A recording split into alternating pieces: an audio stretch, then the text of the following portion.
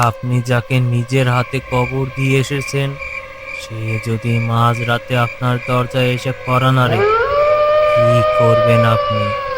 ভুল মানুষের দাফন হয়নি তো? ঘরের ভিতর থেকে তার অসুস্থ মায়ের কাশির শব্দ আসছে। রফিক নিজুমপুর গ্রামের এক হতদরিদ্র যুবক। 3 দিন আগে তার বাবা মারা গেছে। ঘরে তার বৃদ্ধ মা। দাফন কাফনের খরচ জোগাতে গিয়ে রফিক এখন নিঃস্ব। কিন্তু এই বৃষ্টির রাতে তার জন্য অপেক্ষা করছে এমন এক অন্ধকার যা সে কখনো কল্পনাও করেনি। বৃষ্টির বেগ আরো বেড়েছে। হুট করে উঠোনে বেড়ার পাশ থেকে একটা লম্বা কালো ছায়া বারান্দার দিকে এগিয়ে আসছে। রফিক চমকে উঠে দাঁড়ায়। ছায়াটি স্পষ্ট হলে দেখা যায় গ্রামের বৃদ্ধ মাতব্বর মোজাম্মেল হক দাঁড়িয়ে আছেন। কিরে রফিক, ঘরে আসিস বাপ? জি মাতব্বর চাচা, এই দুর্যোগে আপনি কোনো বিপদ হইছে? বিপদ আমার না রে রফিক, বিপদ গ্রামের। গোরস্থানের বুড়ো গোরখাদক ইসমাইল চাচা হুট করে আজ সন্ধ্যায় মারা গেছে। তাকে আজ রাতেই দাফন করতে হবে, কিন্তু এই তুফানের মধ্যে কেউ কবর করতে রাজি হচ্ছে না। তুই যদি কাজটা করিস তোকে 1,000 টাকা দেওয়া হবে। রফিক টাকার কথা শুনে থমকে যায়। তার মায়ের ওষুধের জন্য ঠিক এই পরিমাণে টাকা দরকার। সে ঘরের ভিতরের দিকে তাকায়, যেখানে অন্ধকারে তার মা শুয়ে আছে। কিন্তু চাচা, এত রাতে আর ইসমাইল চাচা তো নিজেই সারা জীবন কবর খুললো, তার কবর আজ অন্য কেউ? সময় নষ্ট করিস না রফিক, এই নে 500 টাকা। বাকি কাজ শেষ হলে পাবি। কোদাল আর লন্ঠন নিয়ে সোজা চলে যা। মনে রাখিস, কবরটা যেন ঠিক 3.5 হাত গভীর হয়, 1 ইঞ্চি কম, 1 ইঞ্চি বেশি না হয়। মাতব্বর কেন গভীরতার ওপর এত জোর দিলেন? ইসমাইল গোরখাতকের মৃত্যু কি সত্যিই স্বাভাবিক ছিল? রফিক কি জানতে পেরেছিল সে আসলে কার কবর খুঁড়তে যাচ্ছে? রফিকের এক হাতে হারিকেন আর কাঁধে কোদাল নিয়ে হাঁটছে। চারদিকে অন্ধকার, কেবল হারিকেনের হলুদ আলোয় সামনের কাদা পথটুকু দেখা গেছে। সে গোরস্থানের পুরনো লোহার গেটের সামনে এসে দাঁড়ায়। গেটটি মরিচা ধরা এবং বাতাসে সেটা মৃদু ক্যাশ ক্যাশ শব্দ নড়ছে। কবরস্থানের ঠিক মাঝখানে একটা বিশাল বট গাছ, তার নিচেই ইসমাইল গোরখাতকের জন্য নির্ধারিত জায়গা। রফিক হারিকেনটা একটা গাছের ডালে ঝুলিয়ে দেয়। সে কোদাল দিয়ে মাটি কোপ দিতেই মাটি থেকে অদ্ভুত সাদা ধোঁয়া বের হতে শুরু করে। আস্তাগফিরুল্লাহ, এমন রাতে মনটা এত কুগাইতেছে কেন? মাটি এত শক্ত মনে হইতেছে পাথরে কোপ দিতেছি। রফিক মাটির নিচে আলো ফেলে দেখে সেখানে কোনো পাথর নেই, বরং একটা পুরনো ক্ষয়ে যাওয়া কাঠের তক্তা। তক্তার উপর রঙে কিছু অদ্ভুত নকশা আঁকা, যা দেখতে অনেকটা রক্তের মতো। এই গোরস্থানে তো কোনো নারীর কবর দেয়া হয়নি সাম্প্রতিক সময়ে। তবে এই কান্না কার? রফিক কি তক্তাটি সরাবে নাকি কাজে ফেলে পালাবে? রফিক ভয় পেয়ে কবর থেকে উঠে দাঁড়ায়। হারিকেনে আলোটা কাঁপছে। কান্নার শব্দটা এখনো আরো স্পষ্ট। মনে হচ্ছে সেটা রফিকের পায়ের নিচ থেকেই আসছে, কবরের গভীর থেকে। কে কে কান্দে? ইসমাইল চাচা? না না, ভূত প্রেত কিছু হয় না, মনের ভুল। রফিক, তুই পুরুষ মানুষ, ভয় পাইস না।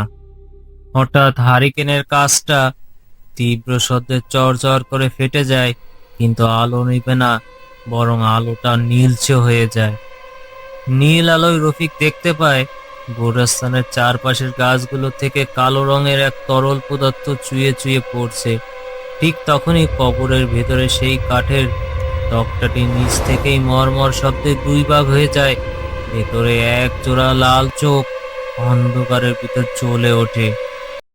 রফিক কোদাল ফেলে জান প্রাণ দিয়ে গেটের দিকে দৌড়াতে শুরু করে, কিন্তু সে যতই দৌড়াচ্ছে গেটটা যেন আরো দূরে সরে যাচ্ছে। সে বারবার ঘুরে ফিরে সেই বট গাছ আর অর্ধেক করা কবরের সামনেই চলে আসছে। ও আল্লাহ, এ কি জাদুটো না! আমি রাস্তা পার হইতে পারতেছি না। এই গৌরস্থান আমারে আমারে ছাড়তেছে না কেন? রফিক দৌড়াতে দৌড়াতে আছাড় খেয়ে পড়ে যায় ঠিক কবরের কিনারায়।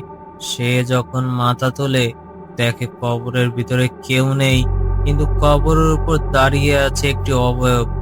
অবয়বটি পরনে সাদা কাপড়ের, কিন্তু মুখটা মুজাম্মেল মাতব্বরের। তবে সেই মুখে কোনো চামড়া নেই। রফিক যা দেখেছে তা কি সত্যি? মাতব্বর তো গ্রামে জীবিত আছেন, তাহলে এই লাশ কার? রফিকের মস্তিষ্ক কি ভয়ের চোটে বিভ্রম তৈরি করছে, নাকি এটা কোনো প্রাচীন চক্রান্ত? হঠাৎ চারপাশের দৃশ্য বদলে যায়। রফিক নিজেকে আবিষ্কার করে ইসমাইল গোরখাতকের কুড়ে ঘরের ভিতরে। সে দেখে বিছানায় ইসমাইলের লাশ পড়ে আছে, আর তার পাশে বসে আছে মোজাম্মেল মাতব্বর। একটা পুরনো কালো বই দেখে তান্ত্রিক মন্ত্র পড়ছে। মাতব্বরের রক্তে হাত ভেজা। 3.5 হাত 3.5 হাত মাটির নিচে যে ধন লুকানো আছে, তা তুলতে হলে খাঁটি মানুষের রক্তের কোপ লাগবে। ইসমাইল রাজি হয়নি, তাই সে গেছে। এবার তোর পালা রফিক। রফিক আবার নিজেকে বাস্তব কবরস্থানে আবিষ্কার করে। সে দেখে তার নিজের হাতেই কোদাল, আর সেই নিজের অজান্তেই কবরটা আরো গভীর করে ফেলেছে। সে এখনো কবরের ভিতরেই দাঁড়িয়ে আছে। মাটি এখন তার বক সমান উঁচু। রফিক নিজের হাতের দিকে তাকায়। হাতগুলো কাদায় নয়, রক্তে মাখামাখি। সে বুঝতে পারে সে এক মায়াজালে আটকা পড়ছে। না, আমি এই কবর খুঁড়বো না। এইটা আমার কবর। ওরা আমারে দিয়ে আমার নিজের কবর খুঁড়াইতেছে। ওরে আল্লাহ, আমারে বাঁচাও! কবরের চারপাশের উপরে মাটি নিচ থেকে হুড়মুড় করে কবরের ভেতরে পড়তে শুরু করে। রফিককে জ্যান্ত কবর দেওয়ার প্রক্রিয়া শুরু হয়ে যায়। রফিক মরিয়া হয়ে কবরের দেয়াল বেয়ে উপরে ওঠার চেষ্টা করছে, কিন্তু উপর থেকে দুদলা কাদা মাটি এসে তার মুখের উপর পড়ে। সে অপরের দিকে তাকিয়ে দেখে কবরের কিনারায় শুধু মাতব্বর নয়, গ্রামের আরো কয়েকজন চেনা মানুষ দাঁড়িয়ে আছে। সবার চোখগুলো সাদা। চাচা, চাচা, আপনারা এটা কি করতেছেন? আমি রফিক, মুস্তাকের পোলা। আমারে বাঁচান! আপনারা আমারে বাঁচান! 3.5 হাত পূর্ণ হতে আর মাত্র এক জুড়ি মাটি বাকি রফিক। তুই শান্ত হ, মাটিটা তুলে ফেল। রফিকের ঘরের সামনে অনেক মানুষ জড়ো হয়ে আছে। উঠোনে একটা খাটিয়া রাখা, খাটিয়ার উপর সাদা কাপড়ে ঢাকা একটি লাশ। মোজাম্মেল মাতব্বর গভীর মুখে দাঁড়িয়ে আছেন। রফিকের মা বারান্দায় বসে অজোরে কাঁদছে। আহা, ছেলেটা কাল রাতে ইসমাইল গোরখাতকের কবর ঘুরতে গিয়ে স্ট্রোক করে মারা গেল। এই ঝড় তুফানে একলা গোরস্থানে যাওয়াটাই ভুল হয়েছিল। আহ, আল্লাহর মাল আল্লাহ নিয়ে গেছে। তবে মিরাক্কেল দেখলুম রে ভাই। রবিন যেখানে পড়েছিল তার ঠিক 3.5 হাত মাটির নিচে একটি কলসি ও পুরনো মোহর পাওয়া গেছে। সরকারি কোষাগারে জমা দেওয়ার আগে গ্রামের উন্নয়নের জন্য আমি ওটা নিজের জিম্মায় রেখেছি। নতুন একটি কবর, কবরের উপরে বাঁশের খুঁটি পোতা। সূর্য ডুবে যাচ্ছে। হুট করে সেই নতুন কবরের মাটির নিচ থেকে রফিকের গলার অবিকল আওয়াজে একটা তীব্র চিৎকার ভেসে আসে। কিন্তু গোরস্থানে তখন কেউ নেই, শুধু একটা কালো কাক উড়ে গিয়ে কবরের উপর বাঁশিতে বসে। মাধবপাল, তুই আমার 3.5 হাত পূর্ণ করিস নাই। আমি আসতেছি। আপনাদের কি মনে হয় আসলে কি ঘটেছিল? আপনার মতামত কমেন্টে লিখে যান। এমন আরো নতুন গ্রামীণ ভৌতিক গল্প পেতে আমাদের চ্যানেলটি সাবস্ক্রাইব করুন। ভিডিওটি ভালো লাগলে একটু লাইক দিতে ভুলবেন না। আল্লাহ হাফেজ।